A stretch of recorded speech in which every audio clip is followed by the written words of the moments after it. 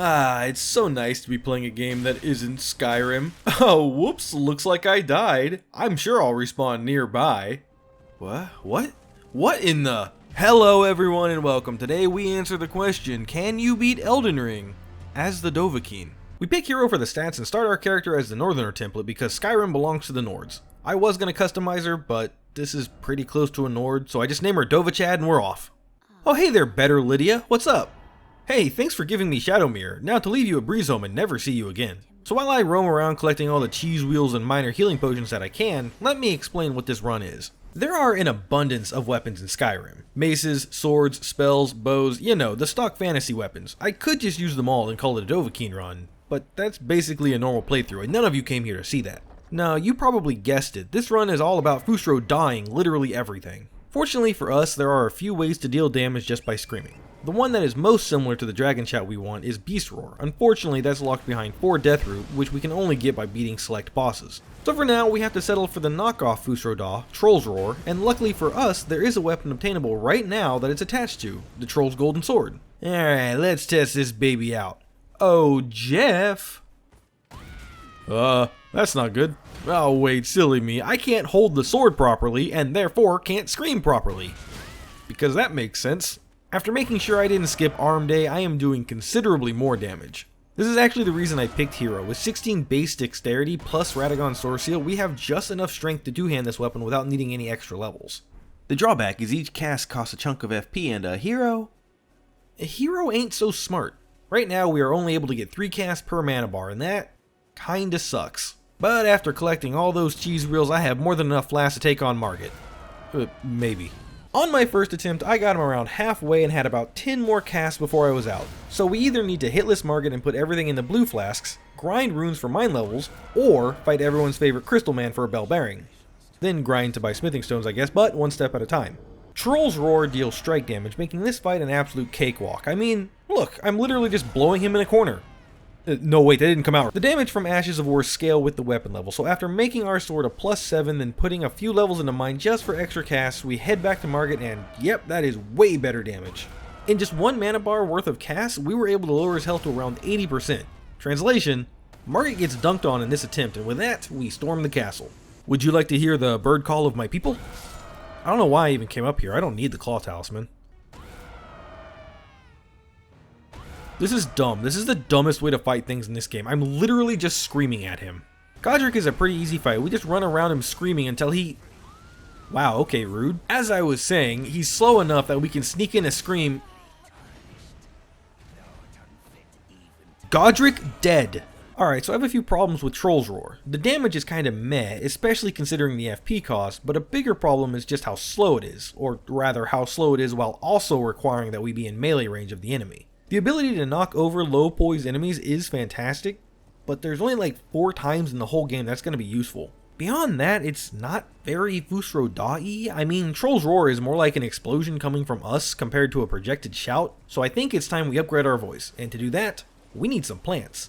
We collect 4 Death Root, 1 from the Tibia Mariner in Summonwater Village, 1 from the Black Knife Assassin in Death Touch Catacombs, 1 from the Tibia Mariner's cousin, Tibia Mariner, in Liurnia, and lastly, 1 from the Cemetery Shade in Black Knife Catacombs. With this, my bouquet of death is complete, so I take the hidden teleporter behind the 3rd Church of Marika and present him to the hidden 6th member of the Greybeards, Crunk. This will cause him to teach us the powerful Thu'um, Beast Roar. It'll also cause him to become the Big Angry, so we just aren't going to come back here. Now that I have the Ash of War, I just need to put it on a weapon. Fortunately, while I was in the Death Touch Catacombs, I actually picked up the Uchigatana, so I'll just throw it on there. Finally, it's time to fulfill our destiny as Dragonborn!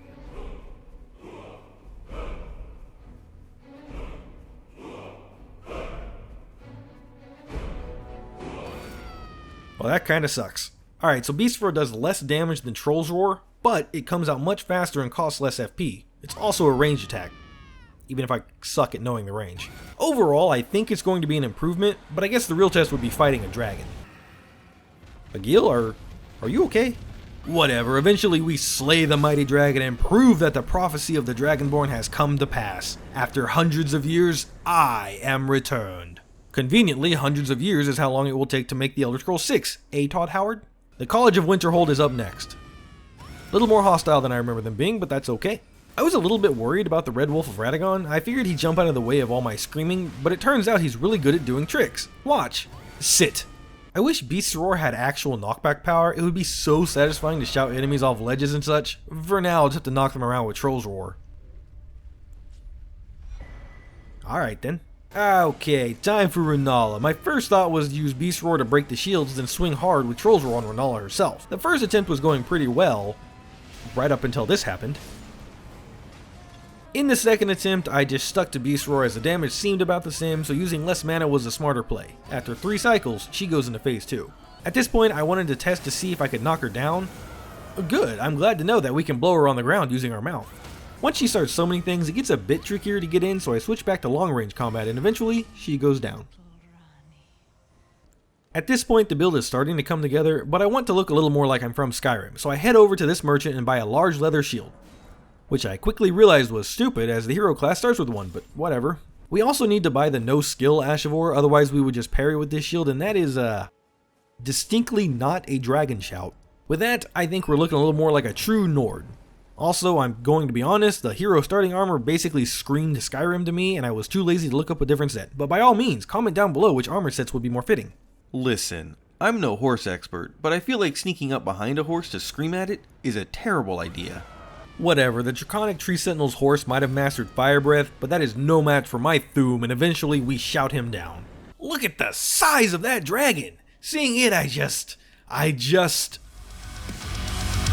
Oh wait, wrong game. By the 9, this thing is huge! Do you have any idea how many dragon bones must be inside of it? I'm rich! It's time to face Goldbeard, the first Elder Dragon. We aren't doing too much damage to him with our shout, but it's fast enough that we can dodge before we are in any real danger. The biggest issue is just that there's not a whole lot of space to run around the arena. The whole combat loop is basically run to one end of the room, scream, dodge attack, repeat until Godfrey is toast. You know, I really do think it's cute how Morgott has this whole anime arc about us beating him and he's supposed to come back stronger, but then he just doesn't. I tested out Troll's Roar after his jumping attack because I knew there'd be enough time, but honestly, the damage just isn't keeping up at this point, so instead I choose to just stand far away and scream. Unfortunately, in phase 2, he treats the scream as a projectile, so I can no longer just yell at him whenever I want. I need to tactically yell. Morgott, if that approach didn't work the first 200 times you tried it, why would it work the 201st? Oh, you want to scream at me? Well, guess what? 2 can play at that game. Ah, Sovngarde, where only the greatest of warriors gather. We have Blaidd, Man with Big Hammer, and Jar. God, I already know someone in the comments is going to give me shit for not giving Alexander respect. It was a joke, people, I swear. That Jar gonna die, though. General Radahn, the chattiest of chads. As much as I would love to tell you we had some epic clash, warrior versus warrior, we didn't. I'm literally just running away and screaming at him. You know, this does raise an interesting question. Would a victory like this let me into Valhalla? I mean, let's be honest here, this isn't a very honorable way to fight, but I did win. And if my opponent dies to ruptured eardrums, that says more about them than it does me, honestly. Okay, the next boss is the Fire Giant, but honestly, I don't feel like I'm ready for him yet. There are a few things I can do in preparation for his fight though. First, in High Road Cave we collect the Blue Dancer Charm, which gives us a boost to damage with lighter equip load. I think. I'm not 100% sure if it affects skills, but hey. Next, from the Lux Runes, we get the Ritual Sword Talisman, which gives us 10% extra damage at full health. I let the ever-beautiful Fia hold me to start her questline. Sorry, D, had to be done, you understand. In Caria Manor, I start Ranni's questline. At the Limgrave Tunnels, I take down the Stone Digger Troll for the Roar Medallion, increasing our Beast Roar even more. Then lastly, at Stormveil Castle, I grab the Highland Axe. This axe boosts our Roar Cry Ashes of War by 7.5%, including the Beast Roar. It also has the added bonus of making us look even more like a Skyrim Dovahkiin. You might be wondering why I didn't collect this axe, or any of these items earlier. It's because I'm the big dumb and didn't research this run beforehand. There is one other item I want, but that involves finishing Alexander's questline, and he's actually a summonable NPC for the Fire Giant. I don't want to have to summon him, but I also don't know if I'll be able to take him down by myself, but let's give it a shot. Oh god, that's not a lot of damage. Okay, so like a whole mana bar took, what, a tenth of his health bar? If he was a completely stationary target, that might not be a problem, but the amount of times he moves around, I can't really afford to miss any shouts, and the problem will only get worse in phase 2. Normally I choose to play the fight safe and stay behind him, chipping away at his ankles, but with only a limited number of casts, that's not gonna work. I could have picked up a few Starlight Shards to regain some FP, but in the end it didn't matter because the Fire Giant decided he would out-Thune me. It might have been possible to finish him here, but I decided to go to Nokron to set up for the future, and not at all because I'm embarrassed by my defeat. God, we really do share one brain cell. Grabbing the Finger Slayer blade, I decide while I'm here I might as well get the Regal Ancestor Spirit out of the way. The biggest issue in this fight is the fact the Spirit can heal, and if it heals enough, we could theoretically lose just by running out of Cass. Fortunately, we're doing a pretty decent chunk of damage per yell, so my hypothetical scenario where he out-heals our damage just never happens. The actual reason why I killed him now is for the runes. I can use these to upgrade my axe a little bit more to try and squeeze out some extra damage. At this point, my only options are either summon Alexander, kill him and get his talisman, or just get good. You all know which one I have to pick. At least until I have lost my sanity, but that hasn't happened yet in this run, so let's try the Fire Giant again. Okay, that is a noticeable increase in damage. It's actually like double what I was doing before. I still need to be safe because I only brought in a couple of healing flasks and it wouldn't be the first time I've been robbed by the Fire Giant if he rolls on me, but after ripping apart our vocal cords, he goes down. Well, that's one of two fights I was worried about down, but you can't guess what the other one is. Next, I take a moment to head to Liurnia to help Alexander, who is in a help step Dovahkiin I'm stuck situation, and here is where we hit a problem. See, the only way to get him unstuck is with oil. Sure, I could make a case that using some item would still fit the Skyrim theme, I mean there are plenty of items in that game, but I also just didn't want to do that. So I thought, why not just kill him here and take his shard? But that also doesn't work. Why? I don't know! I literally sat here screaming at him for a couple minutes and just nothing happened. Fortunately for me, I just lied to you. This isn't actually a problem because we can just go to Mount Gilmer and he's here anyway. I know the quests are designed this way because the game world is so big it's likely you'll miss characters here and there, but it's also kinda dumb this happens, but whatever. At this point the only thing left to do is face Alexander and Farum Azula to get his talisman, or I could just commit Jaricide here. Did I know I was only one step away from the stronger talisman? Yep. Did I also know that by stopping one step short someone would be frustrated with me? Also yep. With the Warrior Jar Shard, we are as prepared as we're gonna be to take on everyone's favorite boss, the Godskin Duo. This is hands down the easiest time I've ever had fighting this boss. I literally just ran away screaming at the noble the whole time. Like, I can't explain to you how great it felt to just let it out. All of the anger and pain this boss causes, to throw that back at them with literal screaming is just... feels good. The next up is Malekith, who has tissue paper for armor and is the only boss in the game that didn't level vigor. Phase 1 I just kind of back away from everything he does and yell. Phase 2 could have been problematic, but as long as I'm careful not to get hit by any destined death attacks... Oops.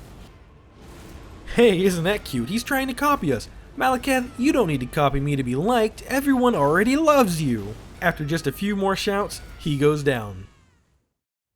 Ugh, my head. What happened? Last thing I remember was getting into a drinking contest over a staff. Did I accidentally unleash the Daedra into the mortal realm? Again? Hey Gideon. I gotta tell you a little secret. Let me get in close and just... Similar to the Ballista run, the best play is to wait for Comet Azure or Law of Causality. Or I guess I could just scream directly in his face repeatedly, that works too. Eventually he gets tired of listening to my lovely voice and falls before us. Well, frick, Stormcloak, I don't remember you being this absolutely shredded. What's your secret? You know, that comparison actually kind of works considering Godfrey does get a roar attack. Unfortunately for him, mine's better. After listening to my sensual long enough, Godfrey can't help but take his clothes off, but those chiseled abs won't sway me. Okay, just one hug. I fell for it again. There isn't much else to say about Hoarah. Since his health bar doesn't refill between phases, I don't have to worry about mana and basically just run away screaming at him the whole time. The most noble way to fight. Speaking of nobility, it's time for Radagon of the Golden Order. The biggest concern in this fight isn't if I can get hits in safely, no, the shot is much faster than the ballista, so any windows that worked for it definitely work here. The real problem is my mana pool. See, Radagon here is an absolute, well, god, I guess, and can parry our breath. That's right, he will straight up smack the wind out of the air. That's pretty cool, except it means the attack deals vastly reduced damage, so if I miss too many hits or he parries too many, I just don't have the wind in me to beat Elden Beast. Fortunately, my expert gaming skills carried me well through this fight, and we start the Elden Beast with basically a little over 4 mana bars left. The Space Whale Dragon over here isn't hard to hit and is generally pretty slow, so any attack he does, I can get a follow-up or two. I would like to have had more breathing room in Flasks, but that's okay because after just a few minutes, he falls and we yell to the high heavens, beating Elden Ring as the Dovahkiin. But there's more. A lot more. First, we grab the Curse Mark of Death for later, then head to the deepest parts of Blackreach where we fight Estelle, Natural Born of the Void.